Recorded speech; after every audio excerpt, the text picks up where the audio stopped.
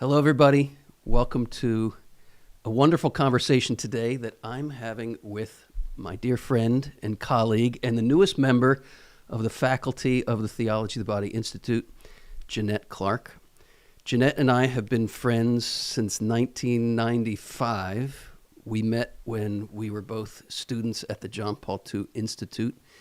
Then we graduated 2 years later, and we both moved to the Archdiocese of Denver to work under Archbishop Chaput, and that's where you met your husband, Jason. Yes. And he is the executive director of the Theology of the Body Institute. Yeah. And you and I co-taught this summer, for the first time, a course on John Paul II's book, Love and Responsibility. Yeah. So we're going to be chatting a lot about John Paul's glorious insights into the dignity of the human person and the meaning of human sexuality as presented in Love and Responsibility. That's going to be the main gist of our conversation today.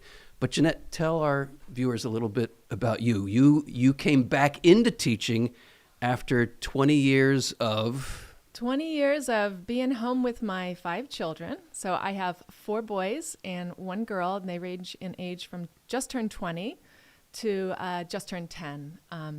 And my 4 boys are 10, 14, 16, 18, and 20. So I've been doing that full time, homeschooling them as best I can, supporting my husband, my family, just living a pretty rich life, all the while keeping up with theology, which is just major passion in my life.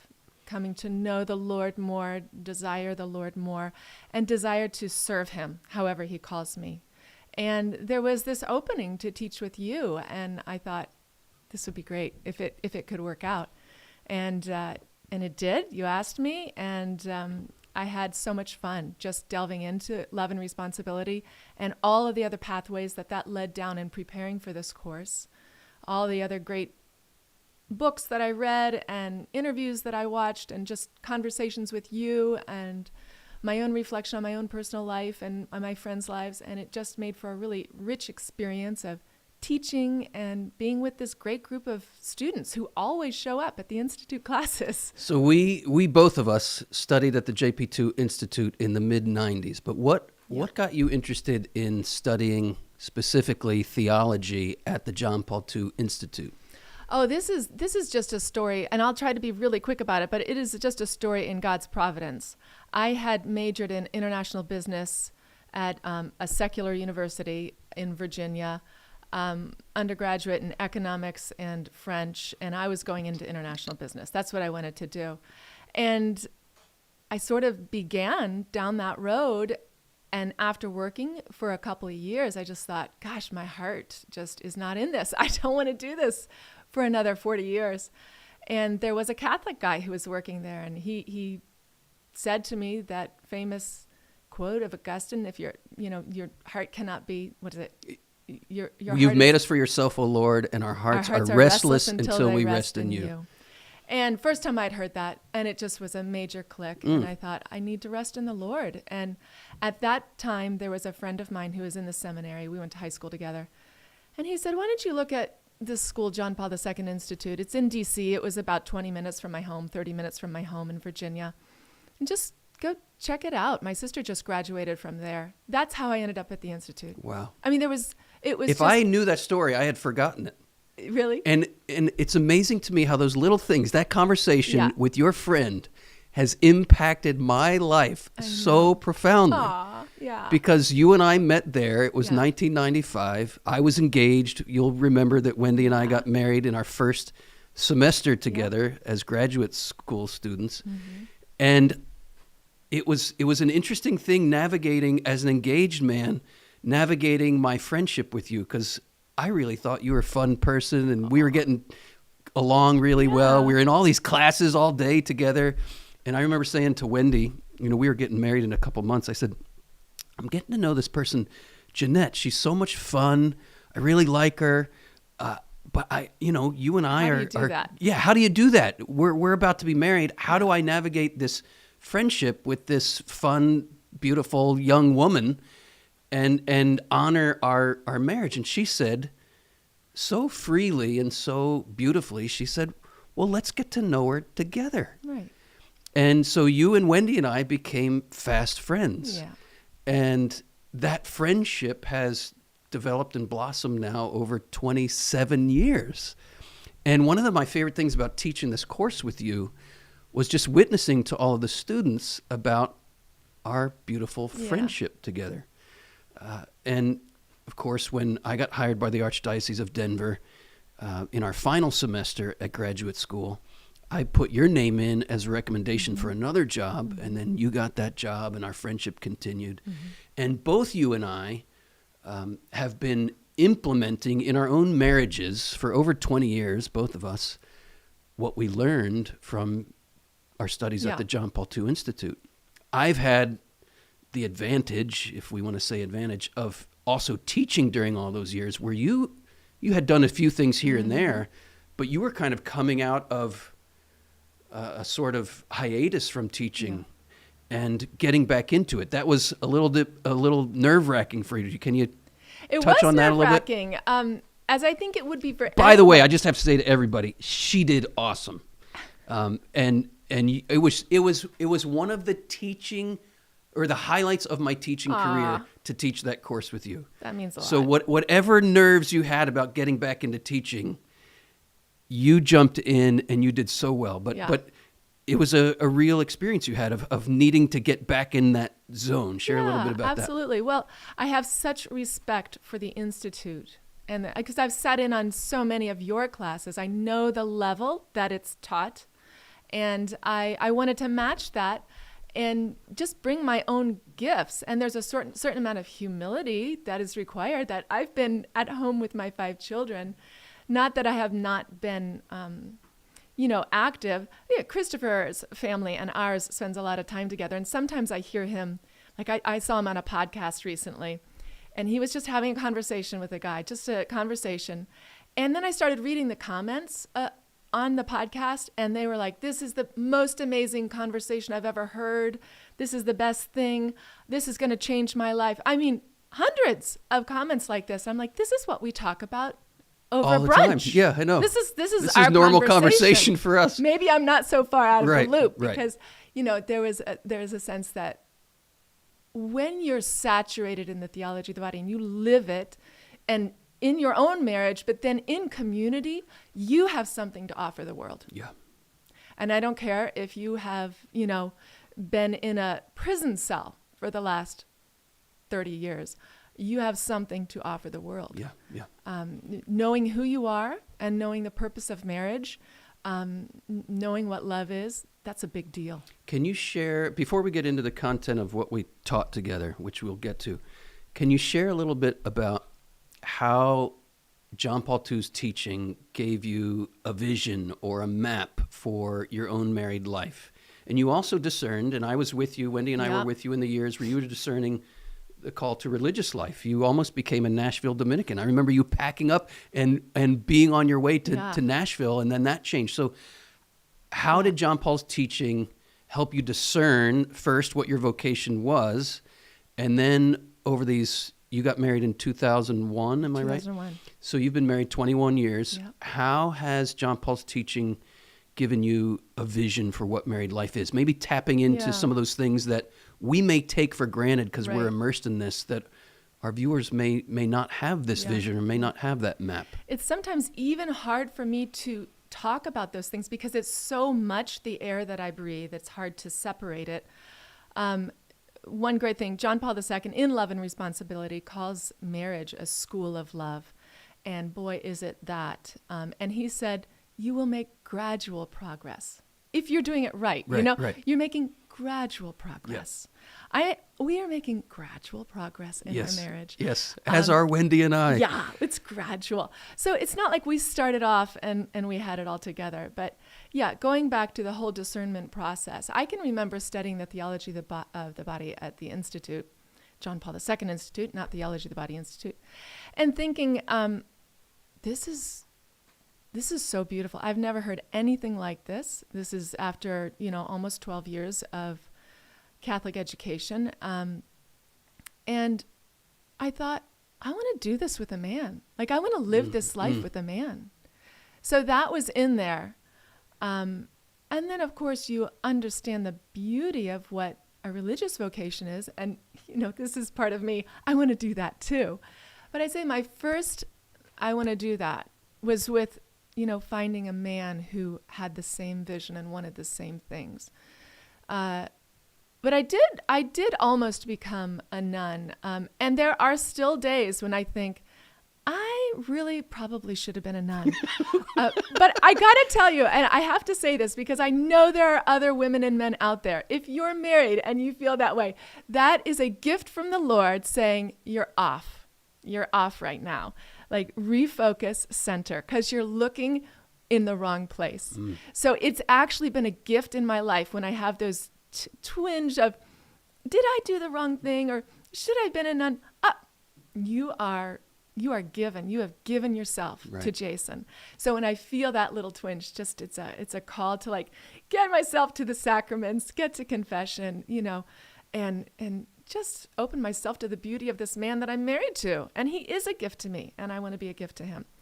So then I eventually did meet Jason and discerned marriage over 2 years. And we got married at 30, so it wasn't like, it was an easy early process for us. Right. Yeah.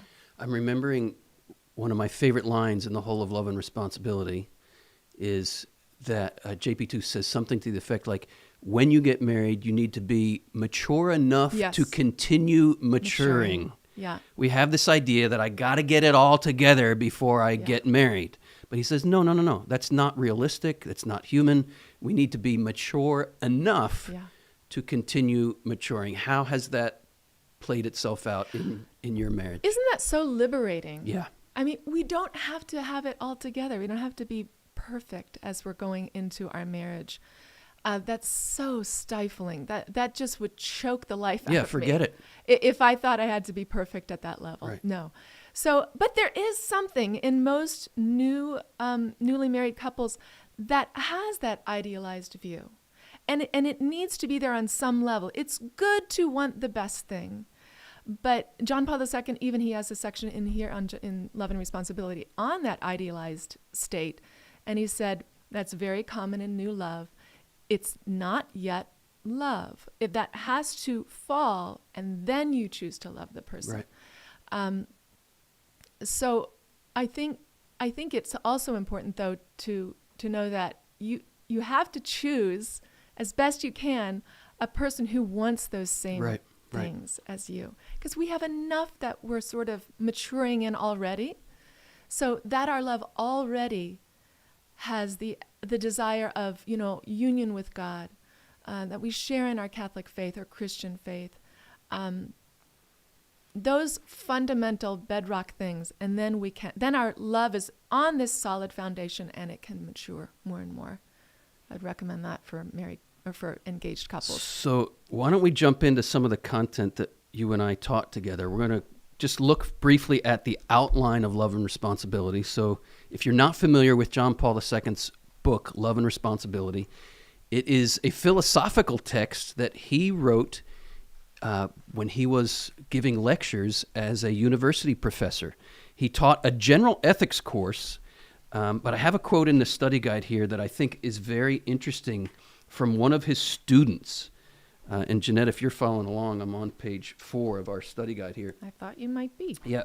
One of his students at the University of Lublin, the student's name was Andrew Woznicki, who himself went on years later to become a priest and a philosophy professor himself. He remembers this class that Wojtyła was teaching, and it was a general ethics class, but Wojtyła was always talking about sex. And so one day, one of the students asks, how come you always talk about sexuality? Aren't there more important things? And here was Wojtyła's answer. He says, there's nothing wrong with sexuality itself, but the abuse of sexuality is the main obstacle to spirituality. Mm-hmm. What's your take on that? What do you think he's getting at there? The abuse of sexuality is the main obstacle to spirituality. Yeah, I think what he's getting at is the incarnation. Like that our sexuality, our humanness, our bodiliness, our being male and female. Being male and female, our beingness cannot be separated from our spirituality. And all of this attempt to talk spiritual without talking the physical and precisely the sexual, which is how God made us male and female in his image. To separate those two, you are now disincarnate. Yes. You're no longer You're Christian. ruptured. You're no longer human. You're no longer You've human. separated body and soul. And another name for the separation of body and soul is death. Yeah. Right? A culture of death. It's a grim description of the culture we live in, but it's an accurate one. A culture of death is a culture that separates the body and the soul. Yeah. And we can see this in two ways. We can see an emphasis on the body to the neglect of the spirit. Yeah. And that's kind of how the sexual revolution started, right? Let's just emphasize the body and the sexual to the neglect of our spiritual dignity. Mm-hmm. And that's a rupture. Mm-hmm. But then we also have this opposite tendency within the faith where maybe out of a fearful attitude we have towards sexuality, or we don't know how to deal with it, we don't know how to talk about it, we think we'll live spiritual lives divorced from our bodies. But either way, if you're emphasizing the body to the neglect of the spirit, or you're emphasizing the spirit to the neglect of the body, either way, you're ruptured. Yeah. And I think you're exactly right. What JP2 is getting at here is this whole reality that is at the heart and center of everything we believe as Catholics and as Christians, that the Word was made flesh, that the God who is pure spirit was wed to the body. And if we are living a spiritual life as some attempt to divorce ourselves from the body, we can make no sense of a God who is wedding himself to the body. Right? The God who is pure spirit wed himself to the body, not just 2,000 years ago, but forever and ever. The second person of the Trinity is wed to the body. What does that say about our bodiliness? That's what John Paul II's teaching is all about.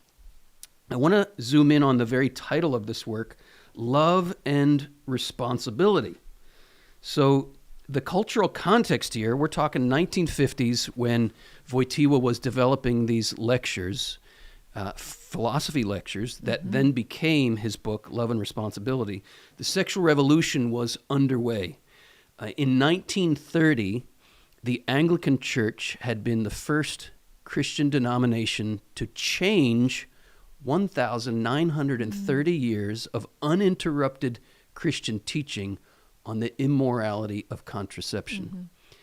This sent shockwaves through the world, not just through Christianity, but through the whole world, because wise men and women, up until the 20th century, wise men and women have even today, wise men and women still understand this, but we've lost this as kind of common wisdom. It's no longer the common wisdom. It's no longer common sense.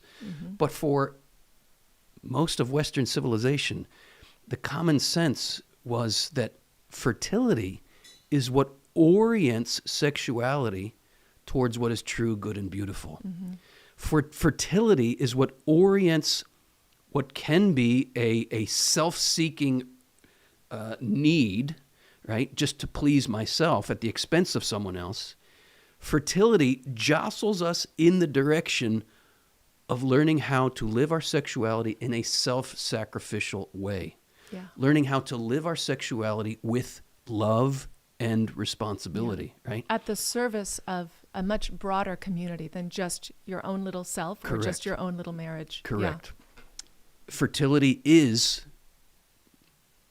as the very word indicates, the fruitfulness, the expansion from me to we. Right. And not just the two, but the two, in the normal course of events, the union of the two leads to a third, a community, which means the union of man and woman, as John Paul II will say in his Theology of the Body, is brings us to he says the substratum of ethics and culture, the very foundation of culture and ethics in general is the union of man and woman.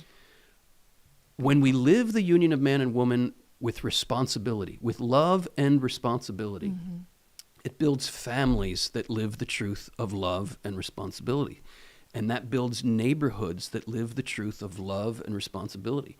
That builds communities, cities, states, nations that live the truth of love and responsibility. Right. It changes the fabric of culture, of life. It builds the very fabric. It is the fabric of culture. It becomes the very fabric of culture. But when we try to zoom in on, well, can't we just have the love part without responsibility for raising children? Can't we just zoom in on the pleasurable aspect and cut it off from the responsibility of that broader we, that broader community, the family, the neighborhood, the city, the state, the nation? When we do that, John Paul II proposes, it is the beginning of a culture that degenerates, right? Our creation as male and female is a call to provide for the next generation.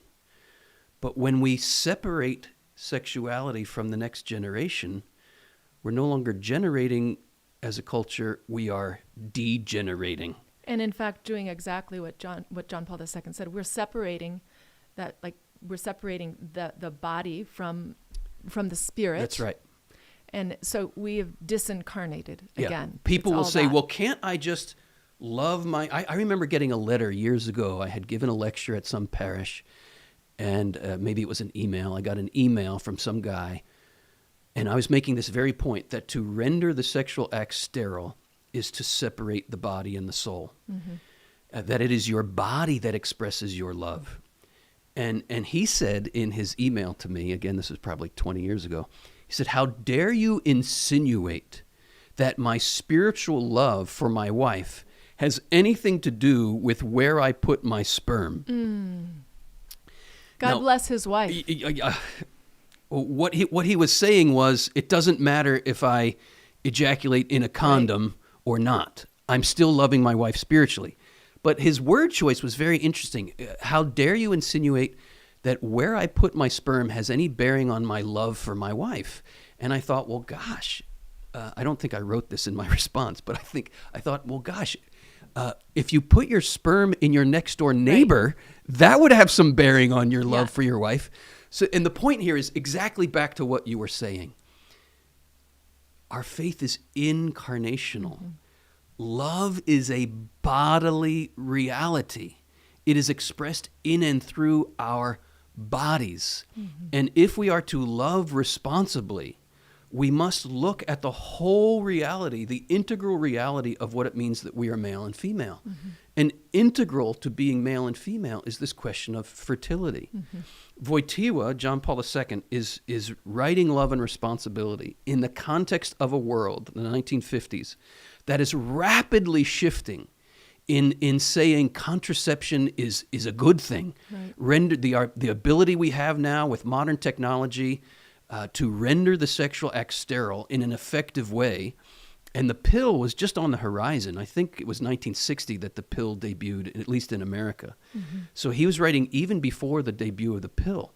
But he could see what was coming. He could recognize that there is a sexual revolution underway that is founded on a very premise of trying to separate love from the responsibility of raising children. And he's saying, we got to keep these two together. And that's really where the title Love and Responsibility comes from. It's really, that is the sexual revolution was going on, and he was writing in Poland, which was under communist occupation.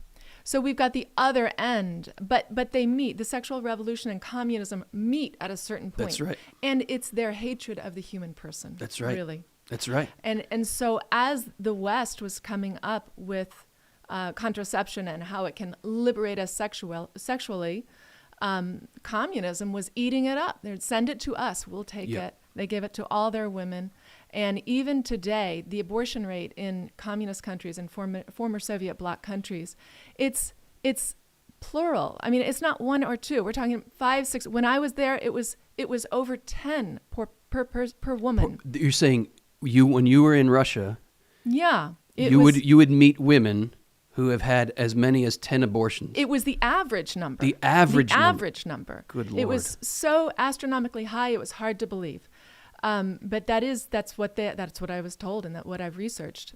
So, we had the whole world and there are lots of reasons for this, all the revolutions that have happened, the Industrial Revolution, the Scientific Revolution, all these things that happened that made us think we can be masters of ourselves. Right. Is that original thing, the original sin. We can do it. Did God really say, no, we'll do it ourselves. So that's what you see in just the quickness of just eating up that jagged little pill. And here's a great point where JP2 talks about the difference between mastery understood as domination of my bodily functions to the point where I think I can manipulate my body in any way I want. That's one sense of mastery. A true sense of mastery has to do with being master of my desires so that I can orient my desires towards love, towards responsible love and responsibility. And that really, as we were doing our course, so often it came up, this is an examination of conscience. This whole course was an examination of conscience because it was over and over again, this is love, are you loving? This is love, do you need to grow in love? This is love. And really, what is love? Who is love? It's Christ and our response to Christ. That's what this course was about. This is Christ.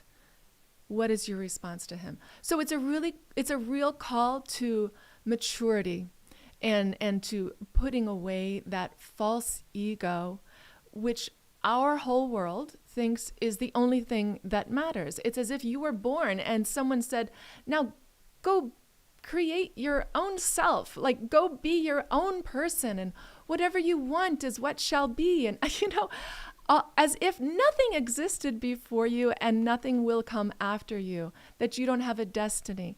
And so we are trying to create our own reality, reinventing the wheel over and over again and making the same mistakes over and over and over again. That's what John Paul II is doing in Love and Responsibility. He's saying, let's look at our personal experiences. Where do we know, without even being told, that we're not being loved? Right. And that's key. You use two words there that are key to understanding the whole text: personal and experience. Yeah.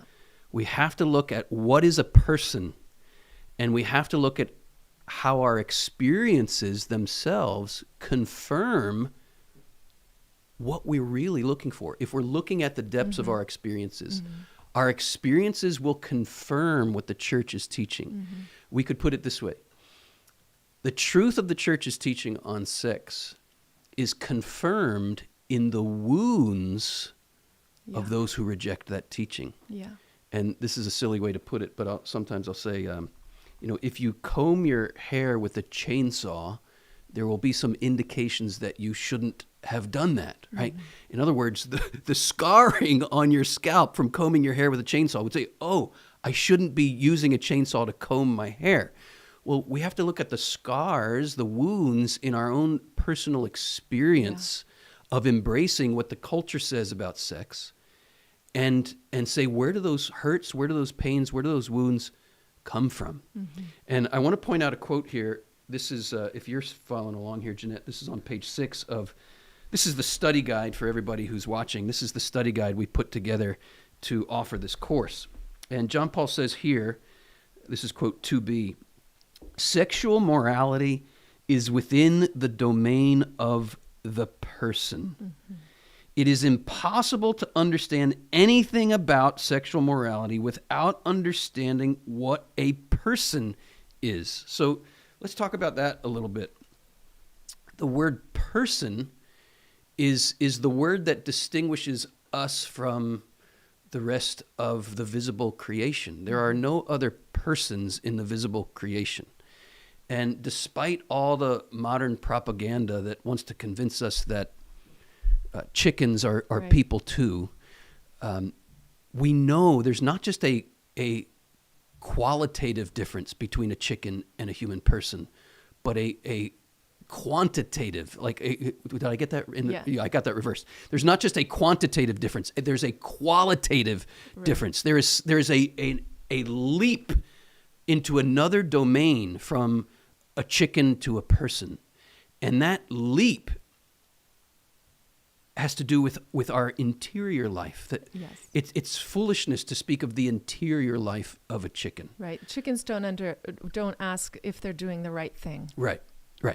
And so that brings us back to the word responsibility. Mm-hmm. Only human persons have the capacity for love and responsibility. Mm-hmm. I sometimes tell this funny story of this is a true story. This is maybe 15 years ago. A guy fell into the gorilla cage at the San Diego Zoo, and he was mauled terribly by this gorilla. Mm-hmm. And after he's in recovery, he was being interviewed, and he said, dumbfoundedly, he said, I tried to reason with Right. the gorilla, It's good. but it didn't work. Well, why does it not work to reason with a gorilla? Gorillas have a high level of cognitive function, but they don't have what is specific to the human person, which is reason, right? The ability to distinguish between good and evil and take responsibility for one's choices. A gorilla cannot do that. Mm-hmm. So it wasn't the gorilla who got sued for the open door that he fell into. It was the zoo, because the owner of the zoo is a person who has moral responsibility, whereas a gorilla does not. So responsibility means I have within me a moral ability to respond to what is good and what is evil, right? Ability to respond. That's what you get when you pick apart the word responsibility. Mm-hmm. The ability to respond. The ability to respond to what? To the truth of what is good and the truth of what is evil. And John Paul II, I mean, even in his dissertation to become a doctor, it was on the acting person. He throughout love and responsibility and really everything that he teaches, he wants to stress so clearly, you are making yourself to be the person you will be. So if you're choosing to live an immoral life, if you're choosing to have, casual sex, you are making yourself someone who can't commit in marriage. That's right. And he actually had 2 doctoral dissertations. One was on John of the Cross and one was on Max Shaler. But you're right about his book, The Acting Person, was a fruit of all of his studies about what a person is. And a person is the kind of being, he says, that has such a great dignity that the person does not admit of being used, meaning to use a person, when I treat you or if I treat you as merely a means to my own end, I have violated your dignity as a person. Why is that? Because I'm failing to recognize and respect that you have a will of your own, right? If I use you, I am saying I don't care about your own will. I don't care about your dignity as a person. You are a thing in my eyes and a thing even for my own pleasure, right? Why are we offended at the thought of putting a human person on a leash, but we're not offended at the thought of putting a dog on a leash? If we can get to that place and recognize that distinction, we're approaching what a person is. Another in here, it's kind of startling, but sometimes we need to be startled here. Why is it you're driving down the road and you see a possum has been hit by a car and is dead on the side of the road? You just keep driving. But if that were a human person dead on the side of the road, you wouldn't just keep driving. No. Why? What's the difference? Yeah. The difference has to do with what John Paul calls the dignity of the person as someone indispensable, irreplaceable, and unrepeatable. And that the only response to a person is love. Is love. That's the only it. response that is in keeping with the dignity That of the is person keeping with the dignity. is love. So here, he says the opposite of love is not so much hatred. The opposite of love is to use a person as a means to an end. He calls this the personalistic norm. And here's how, this is on page 15, this is how he defines it. He says, the personalistic norm, well, what do we mean by norm? So every moral philosopher has some norm on which he builds his ethical system. And this is the foundation on which everything is built for John Paul II, the dignity of the person. The personalistic norm, in its negative aspect, states that the person is the kind of good which does not admit of use and cannot be treated as an object of use and as such as the means to an end. So that's the negative. Thou shalt not use. Mm-hmm. The positive, in the positive form, the personalistic norm confirms this. The person is a good towards which the only proper and adequate attitude is love. This is precisely what the commandment to love, taught by Christ himself, teaches us. The person should never be used. And that is so, when you look at the example of the mystics throughout the church, that's just what we see over and over again, is that this, not only do they see the other person as a good towards which the only proper and adequate attitude is love, it moves to a type of reverence for the other person and then for all of creation. And I think that was such a beautiful thing in teaching this. It's a pretty popular story of Thomas Merton, who died in I think it was the 60s. But he was a monk, and he had an experience, it's popularly called Fourth and Walnut, where he was... Oh, yeah. Do you know this yes, story? Yeah, refresh my memory. So he was just Fourth and Walnut in Kentucky, and he had this mystical experience, which the mystics throughout the history of the church have had. It's a gift. It's a moment where it's as if the veil has been lifted. And he stood there and he saw in the middle of this afternoon on a busy street the awe that each person just was, the mystery, the holiness, the reverence that they deserved. And he was, bedazzled by it and could hold that into his heart and return to it. And it became this point of, he saw them each as icons of Christ. He saw them radiant, just glowing with Christ. And that is what this personalistic norm is. Every person in front of you is that person. Amen. They're cloaked a little bit. You can't see it. They're in a bad mood. They went to bed late. They got up early. The kids have been screaming. But they deserve a reverence and an awe which has stopped the mystics in their track. Yes. And guess what? You are that person. Yeah, that's what I was going to say. You are that person. You deserve that. I deserve that. And we're approaching here what John Paul II calls the greatness of being a human being, being a human person.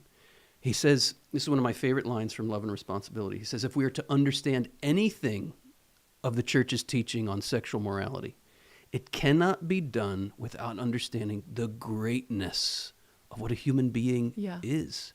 He says, man must reconcile himself to his natural greatness. And this is something we have to really pray for. I'm reminded of Jesus' words, they look, but they do not see. Mm-hmm. And this is something that I love to ask my audiences, particularly women, when I'm giving a presentation. I'll say, ladies, and women intuit this right away. So I'd love any insights that you have here. Women get this right away. That's why I ask them. I say, ladies, what's the difference between when a guy is looking at you and when a guy sees you? And which do you prefer? Right? So the smile on your face, the warmth in your eyes right away indicate you know exactly what I'm talking about. Of course. So what's the difference, and why do you prefer one over the other? Yeah, I mean, for one thing, the whole Me Too movement that was so popular, and it had, people went crazy with it, and maybe it went too far in some ways. There is not a woman on this planet who cannot say Me Too.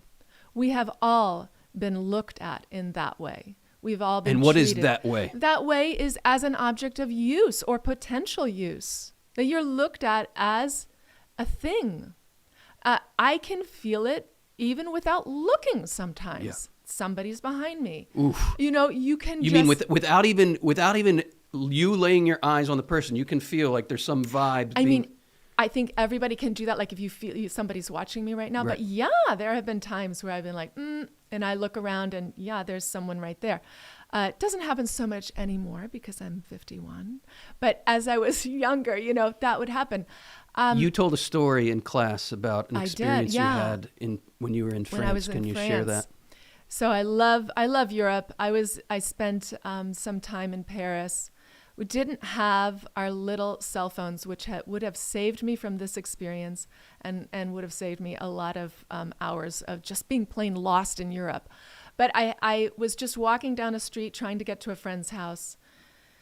And it was not an empty street, strangely. There were, you know, a dozen or so people around me with space between us. But yeah, this man started to walk towards me, about my age, a little bit older. But you were how old at the time? In your I was 20s? probably, early 20s. So he might have been 24, 26, something like that. And he was walking towards me with an absolute look of hatred. It wasn't just that he was looking at me as an object of use. He hated me. That was the look that he was giving me. And I knew this man would do something to me. And I thought, but maybe there are other people around. Maybe I will be saved. But he walked by me and just reached up, grabbed my breast, and then kept going. And it was such a shocking moment in my life, a moment where... I'm so sorry. Wow. Yeah. I was so grateful that there were other people. And, you know... Did anybody else see it happen? Did you call out for help? No, there was not even a moment to call out for help. It was over, you know? And then you're stunned, you know? You just keep going. You just keep going.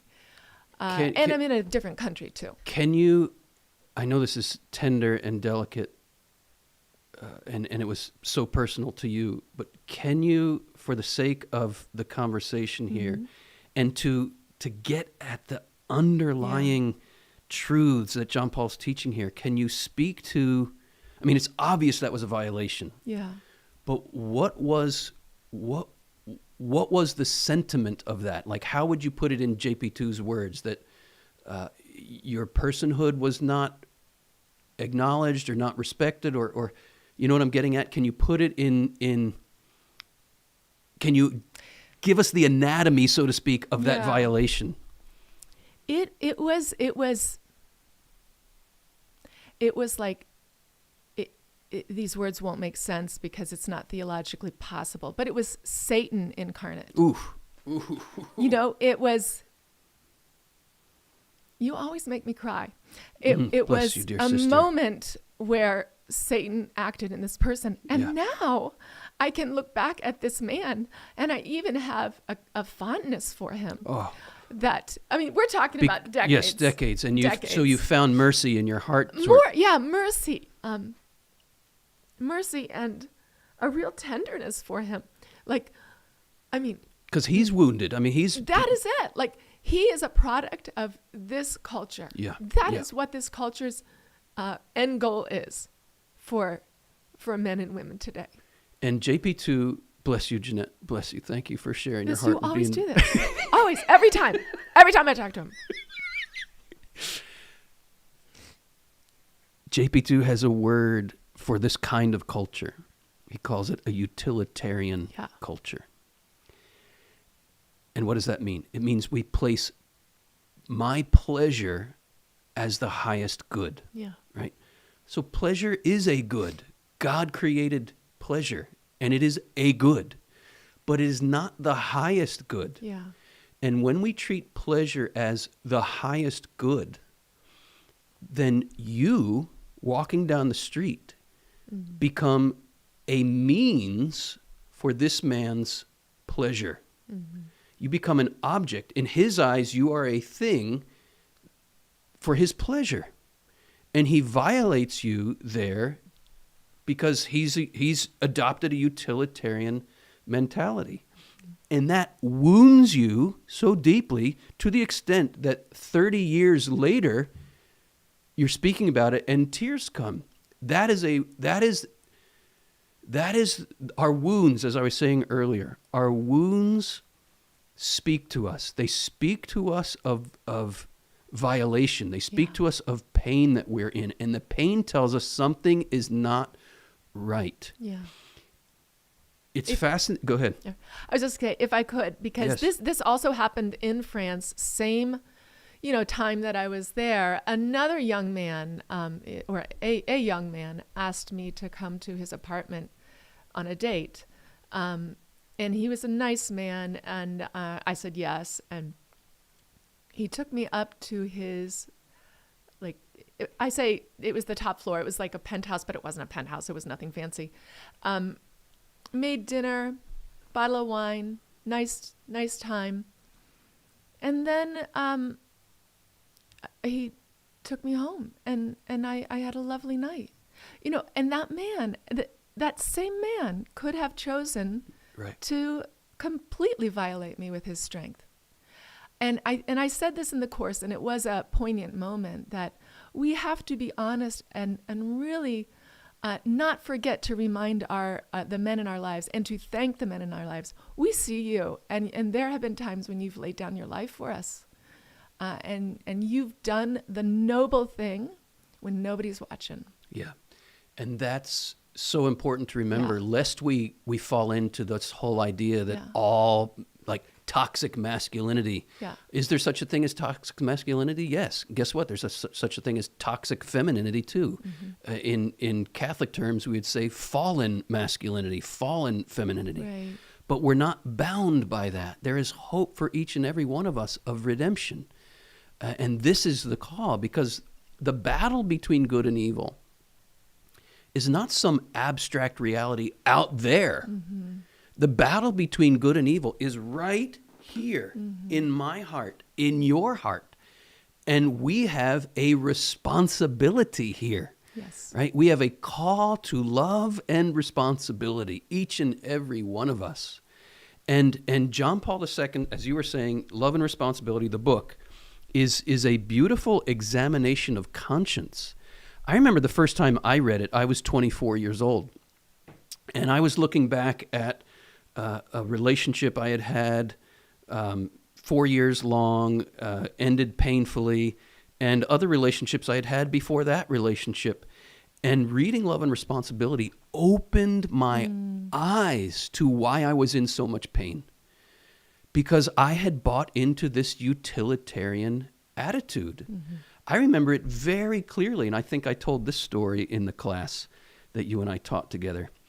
I was in 8th grade. It was 1984, and there was this girl visiting from New Jersey, a friend of a classmates of mine, and she and I had our little adolescent make-out session that got a little more than just making out, and there was this bond that got formed in my heart towards her as a result of this activity we were involved in. And I thought we were going to have a relationship. And I was just assuming this, like I was moving forward as if we're boyfriend and girlfriend now. And she said, I don't want to date you. I only did that with you because I wanted to have a story to tell my friends when I went back to New Jersey. And man, this was my first experience of being really blatantly used. And for all I know, this very well may be the case, that she said that to me because she felt used by me. And guess what? She was used by me. I wanted to know what it felt like to make out with a girl. I wanted to know what it felt like to feel her body.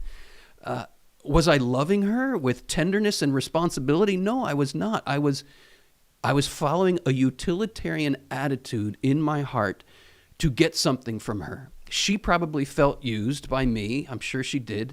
And maybe that was her defense. But I remember what it did to me. feeling used in that way. And I remember, I'm eighth grade, I'm 14 years old, and I remember just weeping about this, like feeling so violated, feeling so demeaned. And then, do you remember that song? It was probably even popular at the time. I'm gonna harden my heart. I'm gonna swallow my tears. That's what I did. I'm gonna harden my heart. I'm gonna swallow my tears. If this is the way girls are gonna treat me, then fine. I'm gonna put on a armor.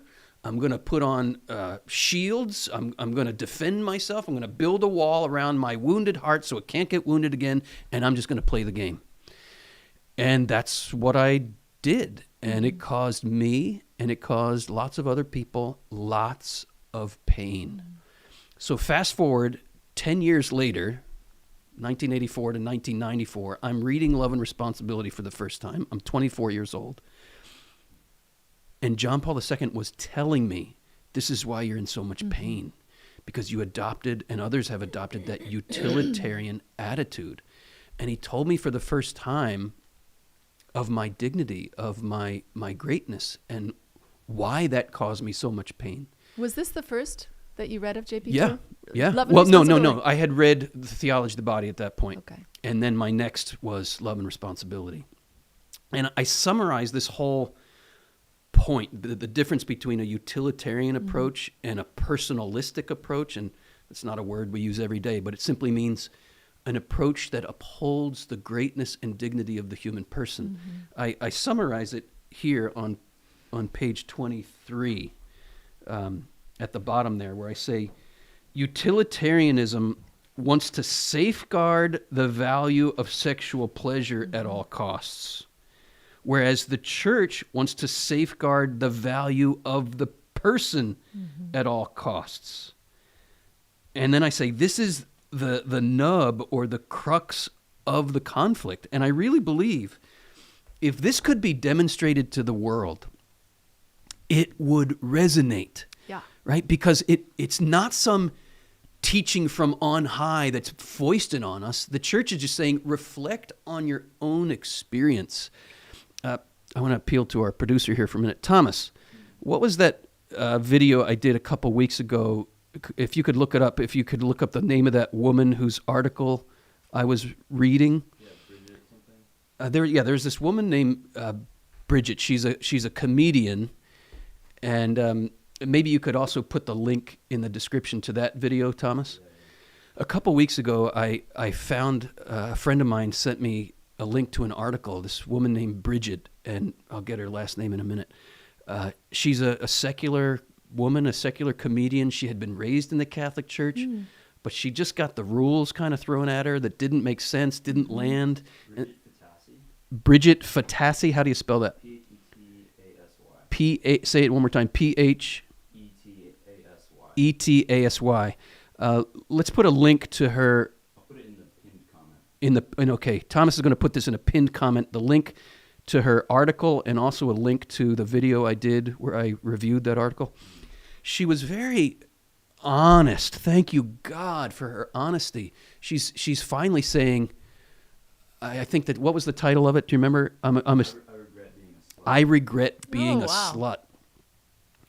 slut. Kind of one of those titles that shake you up a bit. But as she was reflecting in this article, she was just looking honestly at her experience of being used and being treated as a thing, of living in this world where the attitude of sexuality is one of utilitarianism.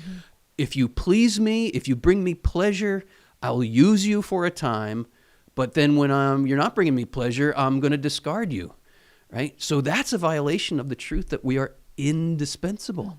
When we are treated as trash, when we're used and discarded, when we're dispensed with, it hurts.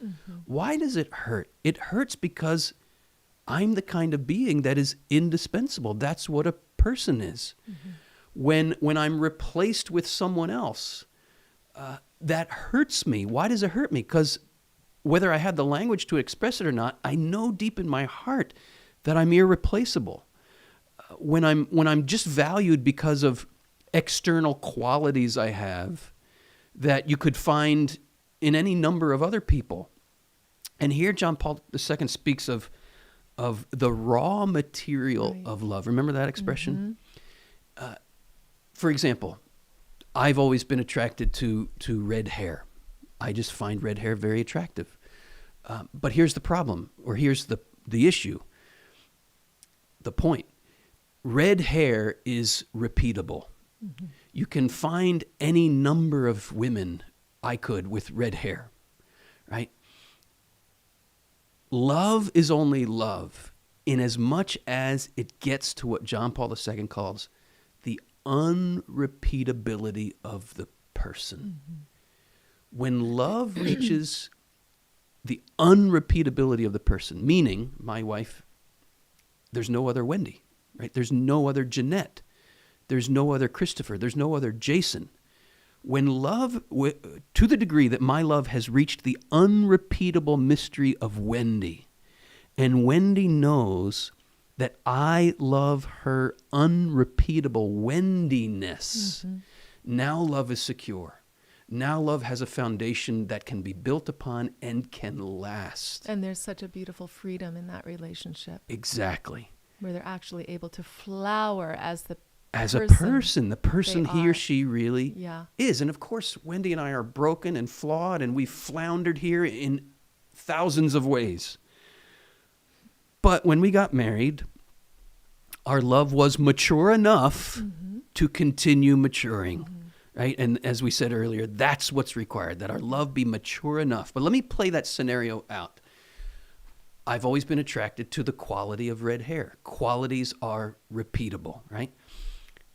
And by the way, as you know, Wendy is a brunette, and now she's a graying brunette, right? If my love stopped at the repeatable quality of red hair, what would Wendy think she needs to do to win my love? Right? She'd think she'd need to dye her hair red.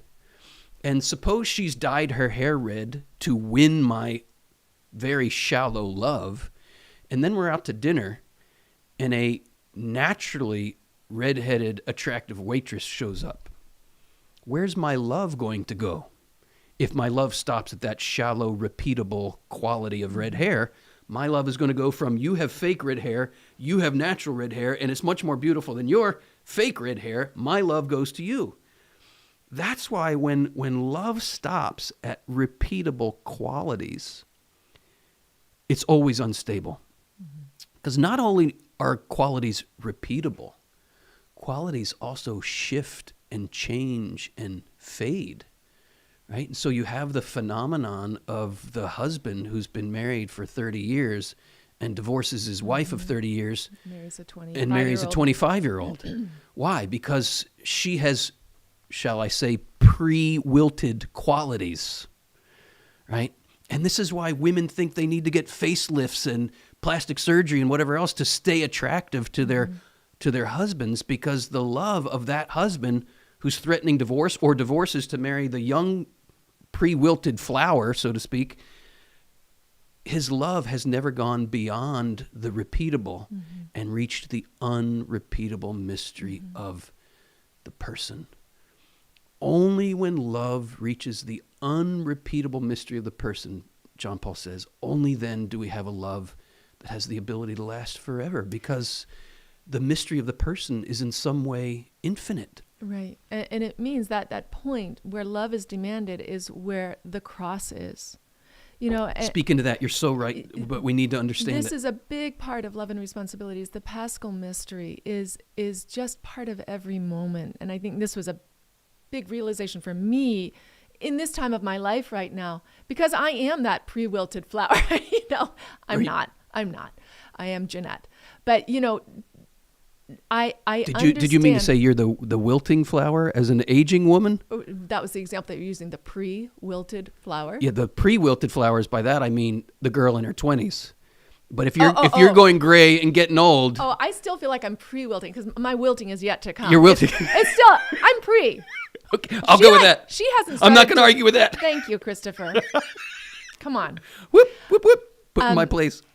But that this man has to love a woman who is wilting, whatever, right. As if he's not. Let's just say right. that. As if he's not, right. Not. But it's harder for a man, because for certain men, that he will have to actually embrace her in this disintegration, Yes, which is yes, a type of yes. dying. It is a type of dying. And Yes. aging is a dying, of course. The goal is that we die before we die, so we can just go straight to the Lord, that we've let go of everything. But in order to let go of everything, sometimes our little fingers have to be peeled Yes, back yes. painfully Yes, to yes. this thing that we're grasping. Preach it. And instead, for him to choose to love this woman who, I don't know, maybe her wrists are going bad because of arthritis or whatever. Right. He loves her in that tender spot. He's Amen. let me help you open the jars. That this is love in its full blossom right there. Yes. And that's what it means. Whatever it means for you to love a person, to lay down your life to honor who they are, made in the image and likeness of God. The only adequate response is love. That is an experience of the cross. Yes. And it must happen. Yes. Or else you will not, A, you won't have love. B, you'll never get to the other side. Amen.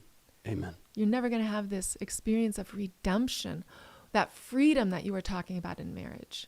I mean, there's such a beautiful experience in a marriage, and I'm speaking from experience here, to be in a marriage, not perfect, but where I know he loves me no matter what. It doesn't matter that I'm graying, that I'm gaining weight. None of this matters. It doesn't matter if I have a bad mood. It doesn't matter if I get sick. This man is laying down his life for me.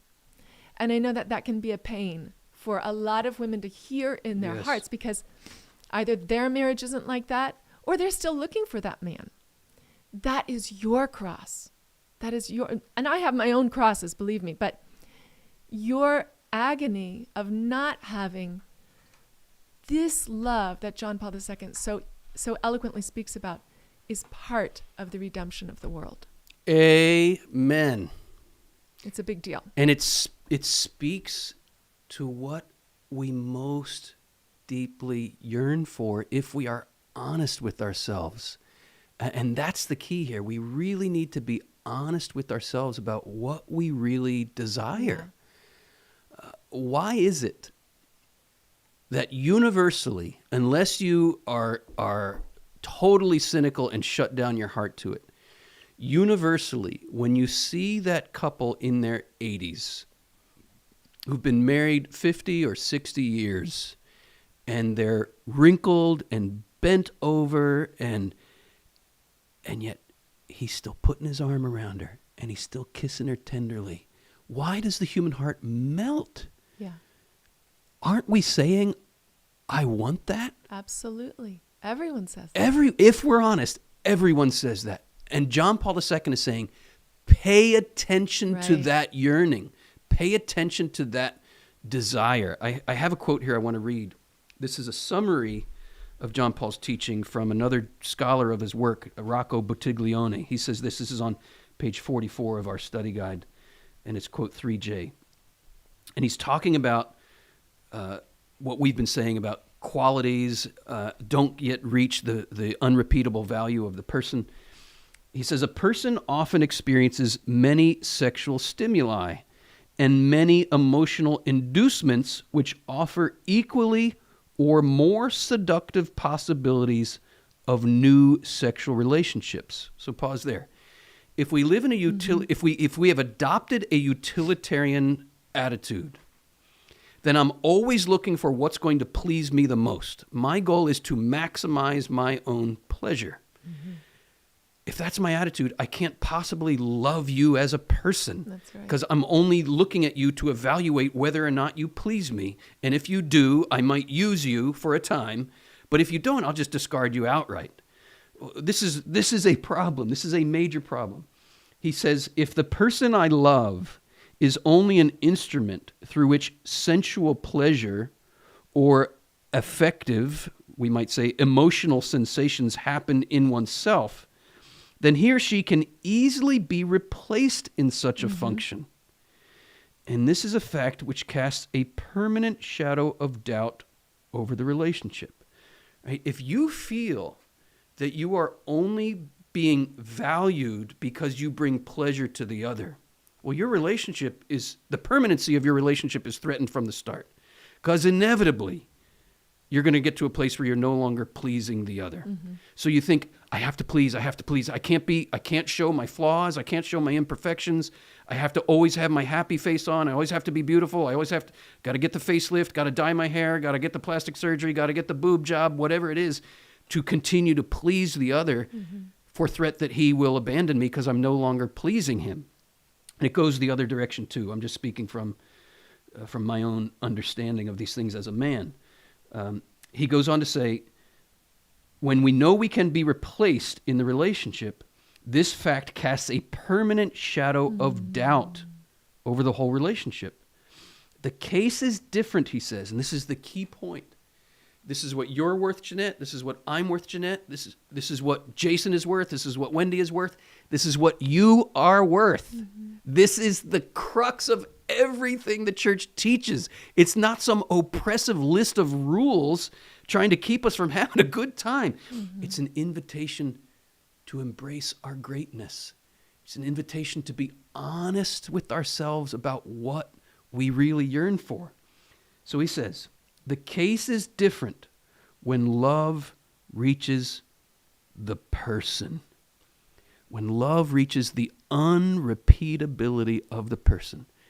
If you know Jason loves your unrepeatable Jeanette-ness, well, guess what? You can never not be your unrepeatable Jeanette-ness. That's who he loves. That's stable. Yeah. If he only loves your youthful appearance, well, that's going to change. That's going to fade. The flower will eventually wilt. When the love reaches the person, then the other is loved not for the quality that he or she has, in which one can lose, or which others could have in a higher degree, but the other is loved for his or her own sake. Only then is their living together something more than the joining of two selfish individuals, and only then is their relationship capable of achieving a real personal, and that's the key word, a real personal unity. And this is so interesting too, because nowhere in here does he mention anything about Christ here. He wrote love and responsibility to the whole world. Right. It's not a reflection on the scriptures. It's not. It's a philosophy book. It's a philosophy book. So anybody can relate to it. And anybody can really relate to this because it's based on the human experience. So yeah, that's absolutely right. When you know that someone loves you because of your own personhood, everything changes. When their happiness is your happiness, everything changes. Amen. Amen. And we know also that if we're honest, those attractions that we have, which John Paul II calls the raw material of love, right? Those attractions to qualities, they're not bad. We're not saying it's... No, they have to be there. They have to be there. That's how love gets inspired. But he says we often confuse the raw material of love for the finished form. And he even says that confusion, where we've sort of idealized the person because they have these qualities, once those qualities fade away, he said that not only are we disillusioned, that idealization can turn, in fact, into hatred. I've seen it happen. Yeah. And he says the illusion of love bursts like a bubble. Yeah. How about we take a short break? We're going to break for 4 minutes, and we will come back and continue our conversation. Jeanette, thank you so much. Pleasure. We're getting into some really rich stuff, but we have some more. So go do what you need to do, and come back in 4 minutes.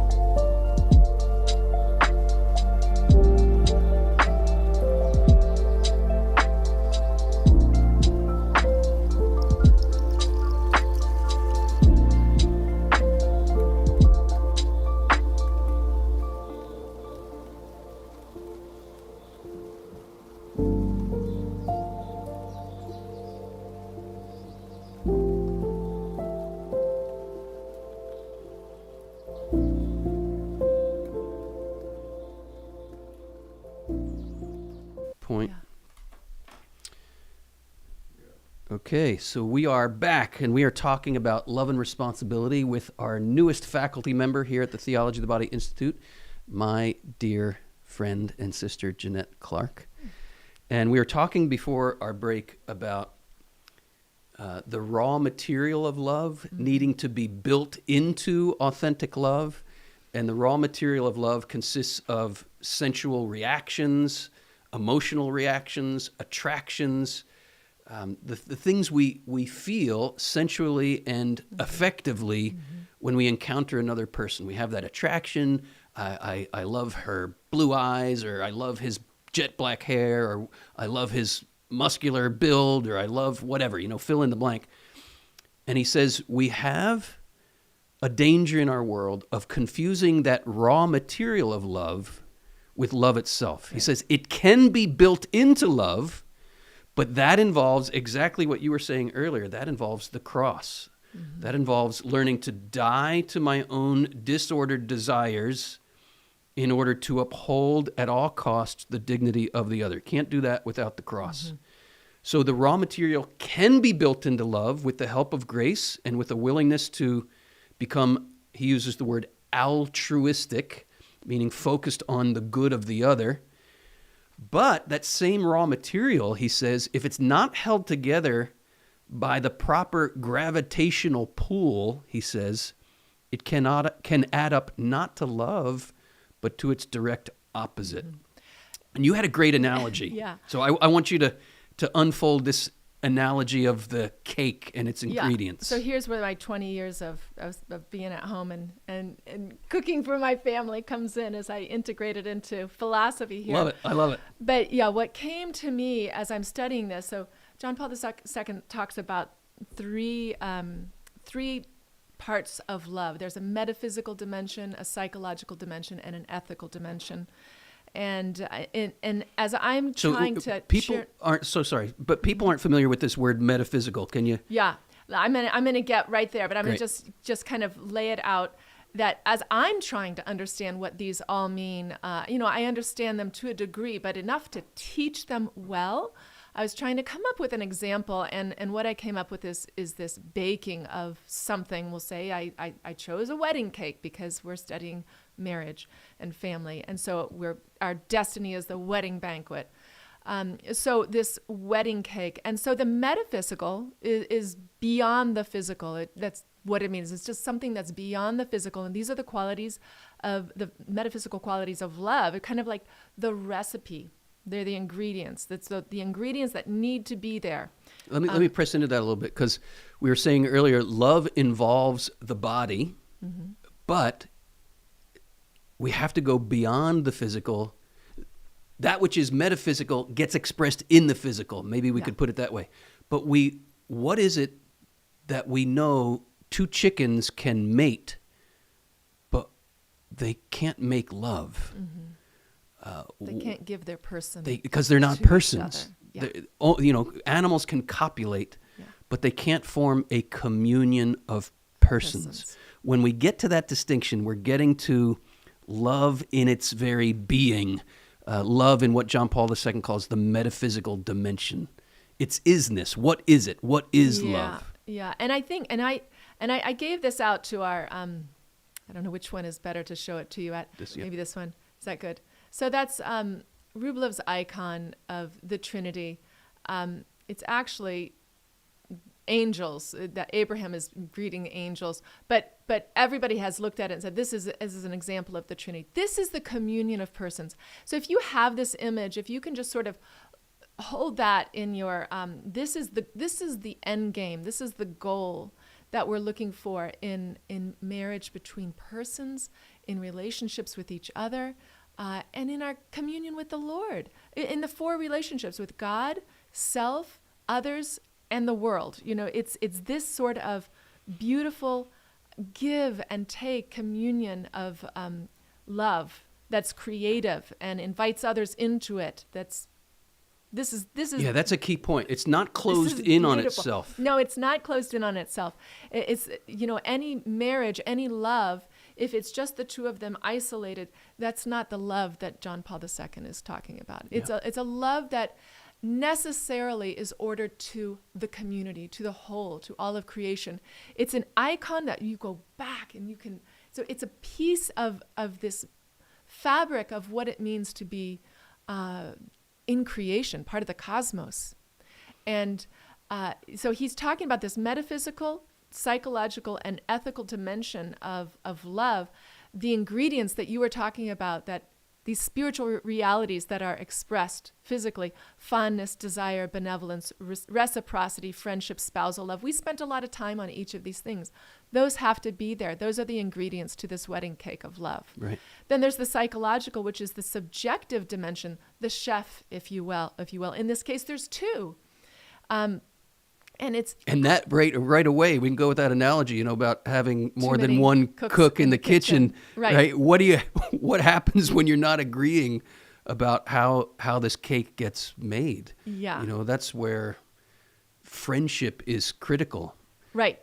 Where each of these things, fondness, desire, benevolence, reciprocity, friendship, spousal love, where all of those things, it's fluid. It's a dance. It's and they. My husband might be strong in one part of it, and I'm not in that area. And it's it's rare that we're at a high point together on all cylinders, you Right. know? It's just this fluid movement and dance of these two chefs creating this thing called love. But this is actually in the dimension of almost pre-marriage at this point. Mm-hmm. We're talking about what is it? You're still trying to determine whether this even is something. Is this love? Whether your love is mature enough to continue maturing. Yeah. Can we And make really- this cake together? Can we do it? So sometimes we have all these things, fondness, desire, benevolence, all of those things, but there's something wrong with one of the chefs. There's something wrong with one of the couples. And so love is not possible. And that is a real dagger to the heart. Yeah.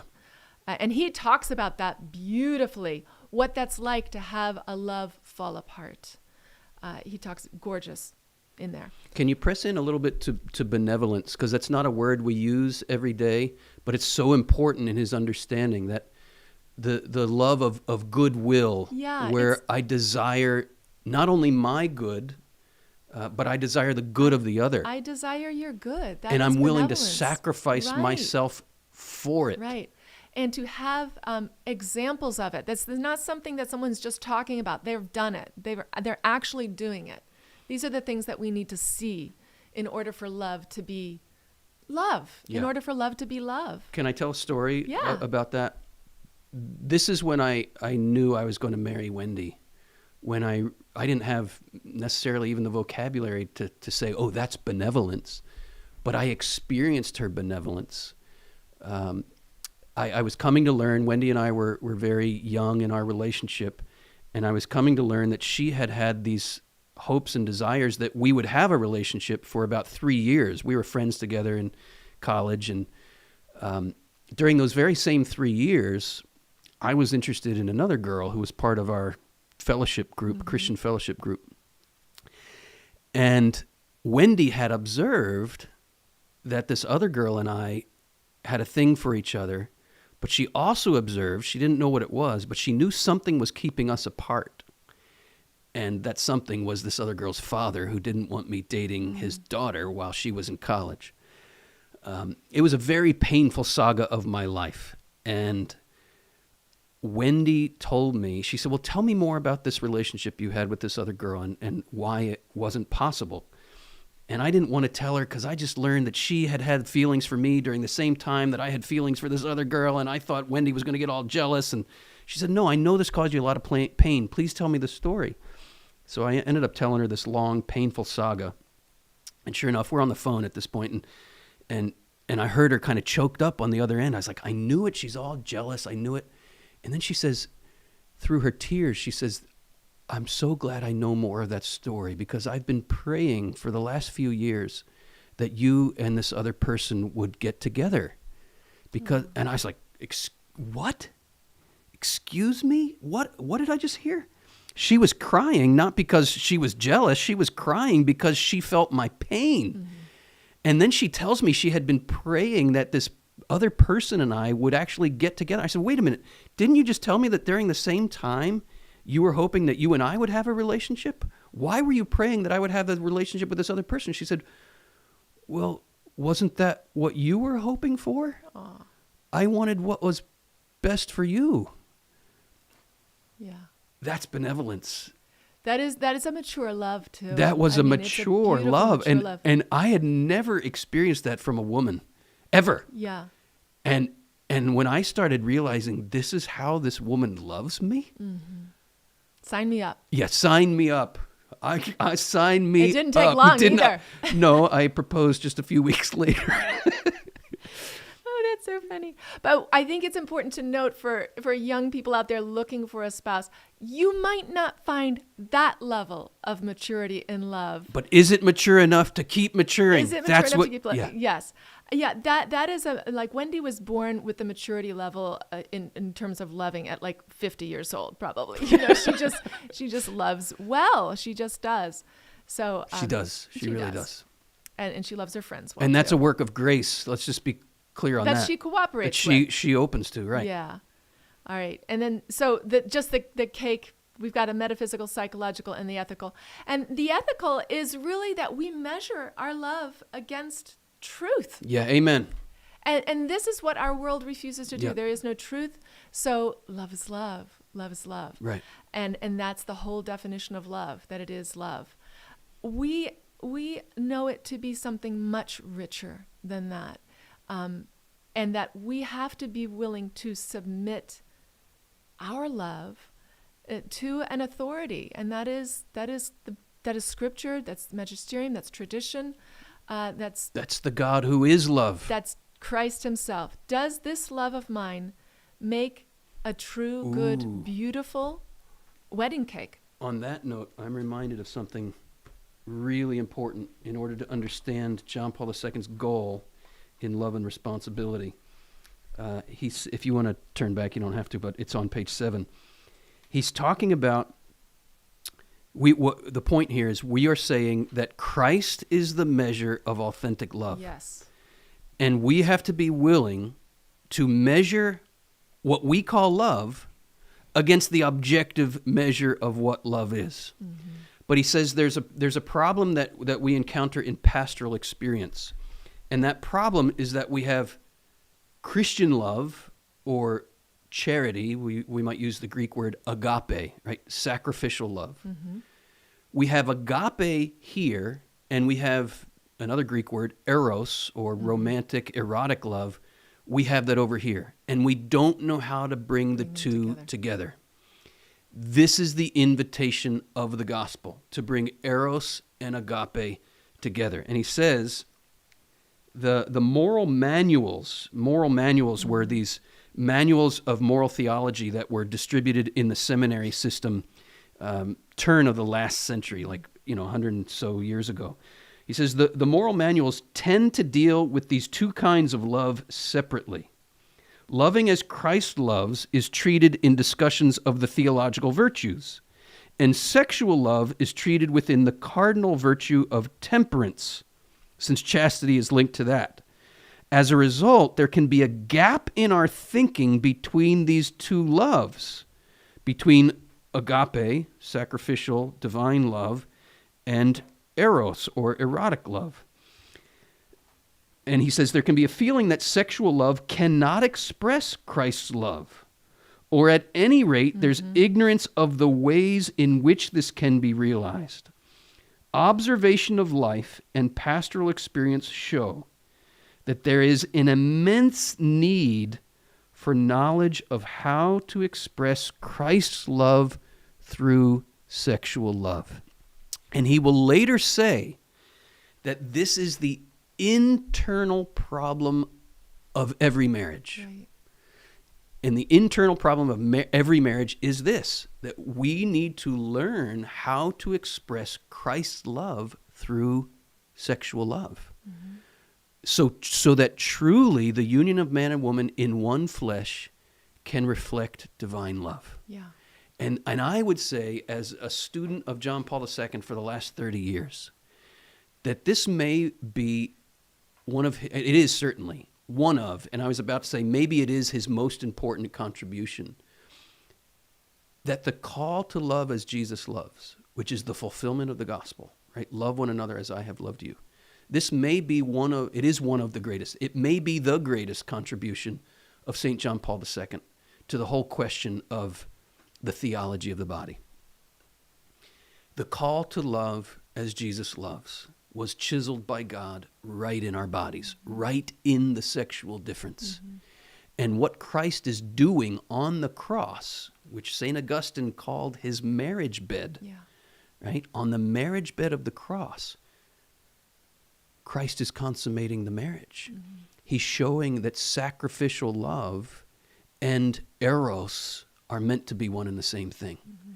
In fact, Pope Benedict XVI says, is there any more mad eros than what Christ the bridegroom offers on the cross to his bride? So that's just kind of an overarching theme, very important theme of what you're talking about in baking this wedding cake. What are the ingredients that go into this cake that makes this love, and not some subjectivist fiction? That's an expression of JP2's. He says when we fail to measure our love against the objective truth of love, we substitute a subjectivistic fiction in its place. And then when it all spoils, we wonder, how did this happen? Right. Well, it happened because what we called love was not really love, because we didn't measure what we were calling love against the ethical truth of love. Yeah. So sorry for that little tangent, but No, I think it's also important in all that you've just said is that sometimes we realize our marriage does not have what it takes, you know, and I mean, my own friends and family, you know, you're getting close to the end of a marriage, that I have seen these marriages turn around, and so to please not lose hope. Amen, amen. It's a big deal. Amen. We've all run out of wine, if we want to use that image. Right. You have to go somewhere else for the wine. You know, you need to go to the Lord himself in prayer and humility, before your spouse, and ask for that new wine. Ask for that agape and eros to come together. That is the place where it comes together, in marriage. And that's what the miracle at the wedding feast of Cana is, that the new wine is the redemption of eros. It's infusing eros with agape. And that new wine is available to us. No one can be compelled to open to it, and that's why, right, some relationships tragically, when someone digs in his heels and refuses to open to that new wine, one spouse can continue to intercede for the other, but it might demand a separation of bed and board, and whether, you know, that marriage is valid or not, the tribunal could determine. But there are witnesses to the authentic married love, even when they're not living under the same roof. Yeah. There's a story in my family I often tell of my grandmother's brother, who was my great uncle, and everybody in the family just called him Uncle George. He would show up at these family gatherings with what everybody just called his lady friend. Vasa was her name. She was Greek. And, you know, Uncle George's lady friend Vasa, it was a weird relationship. They weren't married. They weren't living together. But it was always wondered, why don't you just get married? Well, the story only came out years later that Vasa had been married as a young woman, and her husband abandoned her. But she stayed faithful to those vows. Wow. And one day she read in the newspaper that her husband of decades earlier had died. And she said, George, now I can marry you. Yeah. So even in really difficult circumstances, it's possible to be a witness to the fidelity of the marriage bond. Right. Beautiful. Sorry, I cut you off again. No, you didn't. I did, but you were saying something very important about how this cake comes together, and I keep going off on tangents. I finish. We love your tangents. We love your tangents. Was there more you wanted to say about? No, not in that regard. No. Any suggestions for either couples out there who are facing tensions in the kitchen, so to speak, with this baking analogy, or for couples who are discerning at the early side of the relationship, is this love mature enough to continue maturing? What would you hold out as advice in either case? I think that one thing in a marriage, of these 6 things that Carol Wojtyła says should be in our recipe for love: fondness, desire, benevolence, reciprocity, friendship, and spousal love, that when one of them is sort of handicapped, press into the other ones. That would be my advice. So if you're like benevolence, if like you're not willing the good of the other very well, I'd say press into the others. Increase your friendship with that person. I like that. Increase your fondness. Take them. What attracted you to them in the beginning? Like let yourself be wooed again by the mystery of this unrepeatable person. And then your benevolence will return, and it will return quickly. Your desire for the person, what if that desire is not there? Press into fondness, press into reciprocity, do something kind for the other. It will grow. These are sort of like parts of a house supporting it, and when one is falling, the others get supported, and then you rebuild it. Can you press into what he means by reciprocity there? Because that's not a word we use every day. Reciprocity is I wonder if I can turn to it quickly. It's a giving and a taking, a willingness, Or a receiving. Receiving, yeah, giving and receiving of just life. So we would use the word reciprocal. Reciprocal means I'm offering, you're receiving, but Right. not only that, you're also offering and I'm receiving. So that's a reciprocal giving and receiving, a reciprocity. So it's not just one person giving all Right, the time right. and another person just taking, which if you're dating someone like that, that's a red flag. If you're the only one giving and the other person is very happy only receiving, red flag, step back. And he says elsewhere in Love and Responsibility, and I find this so just comforting. He says, we have to watch out that we don't exaggerate what altruism means in love, meaning I'm focused on serving the good of the other. Because love also involves receiving. Yes. Right? If I have an exaggerated idea of I'm to be a gift to the other, I'm to sacrifice myself for the other, well, then we may not find ourselves in a posture of opening to receive what the other is bringing to me. Right. Right? And both husband and wife need to learn this, what John Paul II calls the interpenetration of giving and receiving. And here Mary is so key too, because she is the ultimate gift receiver. Yes. She will teach us how to be receive, open yes. and receive gifts from the Lord. John and from Paul has others. this great expression. He says, in love, giving can't refer to nothing. If we're talking about the idea of being a gift, then we have to have one who gives and one who receives. Mm-hmm. And we recognize right in our anatomy this reality. Right? The man is designed in his very body to be a gift to the woman. And the woman is designed in her very body to open to receive that gift. Yeah. But he goes on to say, and this is so important, because we can end here in an error where we think the woman is merely passive in this. Not true. John Paul II says, in the very act of giving, the man must learn how to receive. And in the very act of receiving, the woman must learn how to be a gift. Yeah. Right? So that's reciprocity. And we both, the husband and wife, need to learn how to give and need to learn how to receive. Maybe I'll wrap up our conversation by sharing two quotes that I think do a good job summarizing here. And I'd love your commentary here, Jeanette. We're on page 51, yes, in our study guide. Unless, am I forgetting, did you offer advice to the... Was that advice meant for both the married couple and you can use that for both. Yeah, I think you can.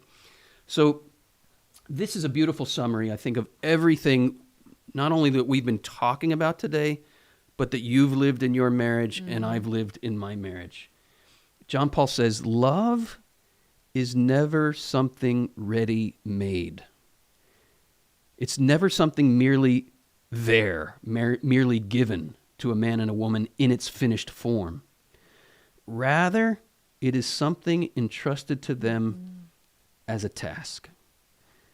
Therefore, love should be seen as something which never is, but is always only becoming. And what it becomes depends upon the contribution of both persons and the depth of their commitment. This commitment is based on what is given by sensuality and natural affectivity, our emotions and our sensual life. But these lived experiences constitute only the raw material of love, as we've been saying. There exists a tendency to regard them as its finished form. This is a mistake that flows from the utilitarian attitude. This is a great summary of all we've been talking about. You want to comment about anything? Well, I'm there? just thinking about how many marriages today end 1 year after they begin, 2, 3. That now it's 7 is as long as most marriages make it, 7 years. Because after that amount of time, you have encountered the cross. Right.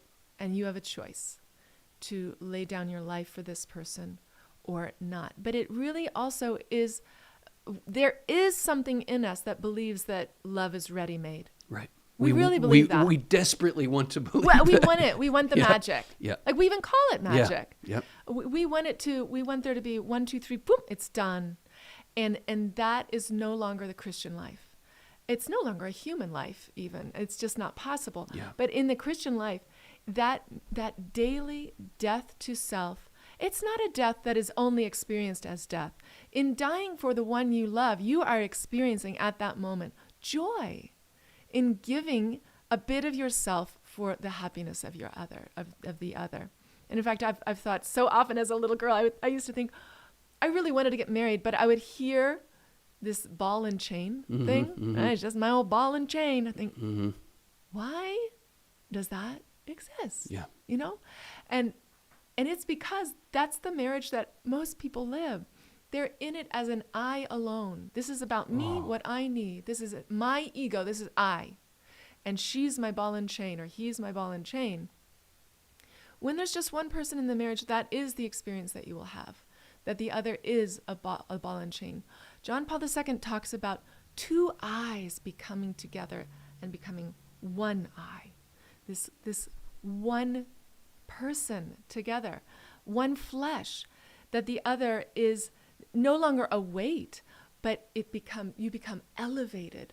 There's a lightness. Yes. There's And you become more yourself. More yourself, he says. And You this is become even more a yourself. litmus test for whether that unity of their persons is liberating in the true sense of the Right. word, or oppressing. Right.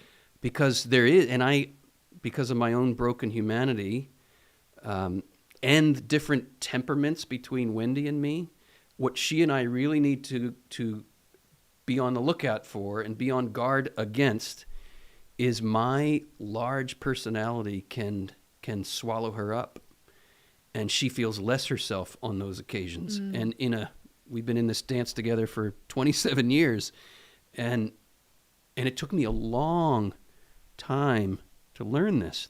I remember we were probably 8 years married, and Wendy said to me at one point, "I don't know who I am anymore." And that scared me. It scared me because I knew something was off in our relationship, because genuine love is something that allows the true personhood of the other to blossom. And there was something in our dynamic, my brokenness, her brokenness, where Wendy was feeling kind of swallowed up. Yeah. And that's what, boop, boop, boop. Well, something's off. And it really was a wake-up call to say, what dynamics in our relating are causing Wendy to feel less herself than more herself? And that took me on a journey of recognizing ways that my personality was, and my own insecurities in my personality were really wounding to her. And I had to look at that. Which brings me to this next quote where John Paul... That's the examination of conscience. Yes. Yeah. It is. Pain in a relationship is an opportunity for an examination of conscience, which demands humility. And sometimes a good counselor. Yes. Oftentimes a good counselor and good spiritual direction. Yeah, and good spiritual direction. This is so hopeful because it's all of us. This is the quote I want to end with.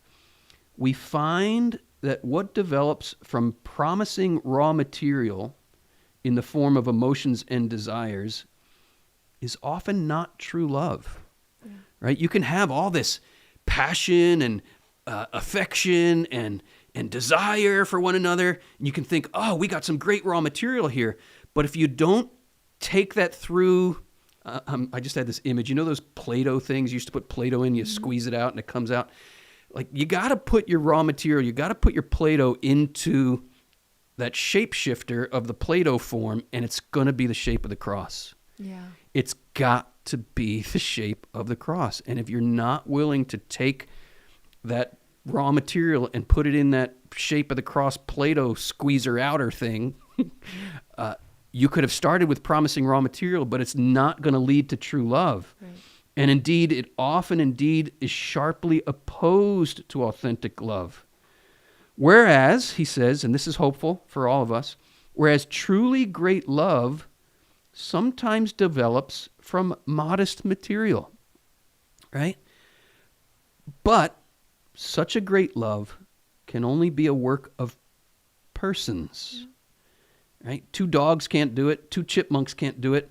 It demands a rich and deep interior life, he says, right?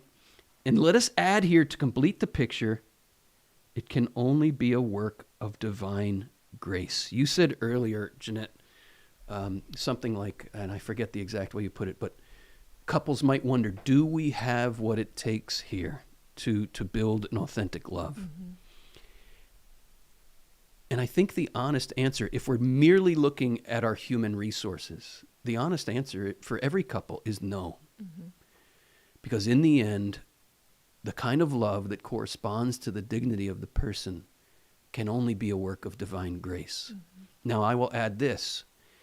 God does not mind, at least for a time, remaining anonymous. I know plenty of marriages where they don't have what I would say an explicit relationship with Jesus, but there's no doubt that there's genuine love in there. Mm-hmm. And if Christ is the fullness of love, and you can recognize genuine love in a relationship, well, guess who's part of that relationship? Absolutely. Even if he's not acknowledged. Yeah. Absolutely. Right? So if genuine love is there, that's the presence of Jesus. Mm-hmm. That's the presence of Jesus. And we can acknowledge that and we can recognize that. And so he goes on to say, this is one of my favorite lines in the whole text, and we'll end here. This is for you, this is for you, this is for me, this is for everybody. There is no need to be dismayed if love sometimes follows tortuous ways.